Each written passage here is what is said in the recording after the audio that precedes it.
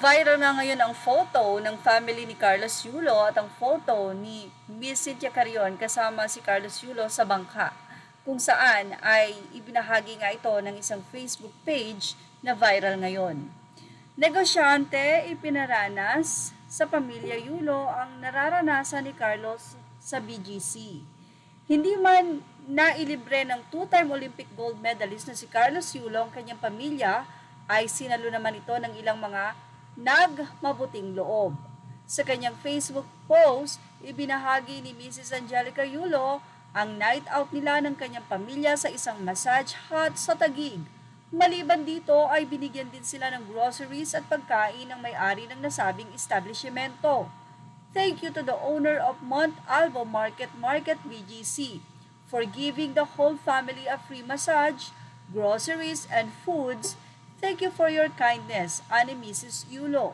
Matapos ang kanilang pampering, pumunta naman ang pamilya sa Venice Grand Canal para maranasan ang gondola ride na ginawa noon kay Carlos noong ibinigay sa kanya ang condominium unit na handog ng Mega World. Kumain din sila sa isang steakhouse sa loob ng nasabing mall. After massage from Mount Albo exploring Venice Plaza Mall, Jeffrey Perida, John Robert Costura, thank you so much for the love, say ni Mrs. Angge Yulo. Matatandaan na hanggang ngayon ay hindi pa rin nagpaparamdam si Carlos sa kanyang pamilya. Kahit nangako na ang atleta, nakikitain niya ang kanyang ama. Ayon din sa nag-leak na nasabi nga pong post ni Attorney Fortune, ilang beses daw tumawag ang ama ni Carlos dito pero ni Honey Ho o sagot ay wala itong natanggap. Sigurado daw na makikita ni Carlos ang missed call pero wala itong callback. Narito naman ang naging komento ng mga netizen. Anila, mabuti pa ang businessman sa Venice, McKinley, may mabuting kalooban. Bless talaga taong mag-share. God is on your side, sir, and your family.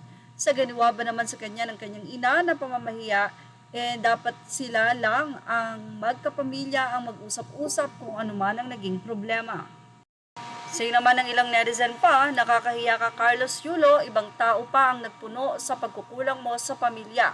Sampal sa'yo yan, kahihiyan ka, uy! Ano ba yan? Adelantado, nauna pa sa anak, hindi makapag-antay. Mga pasikat dapat family niya ang pinasyal dyan. Magulang ba niya nga ang magulang ni Carlos Yulo? Yan, mapagkunwari yung parent niya, hindi pinasyal, kaloka. Well, sabi nga natin, bad publicity and good publicity is still publicity. Isa lang yan, kung sakaling hindi nalaman ng social media ang nasabing problema nila Carlos at ng pamilya nito, ay maaaring magkaayos sila ng pribado o maaari naman na hindi pa rin. At dahil na ito ay na-expose sa social media, syempre maraming tao ang nakisimpatya, especially ang parents ni Carlos Yulo, kasi nasa kanila talaga ang sentro ng pagkaunawa o pagkaawa ng mga tao.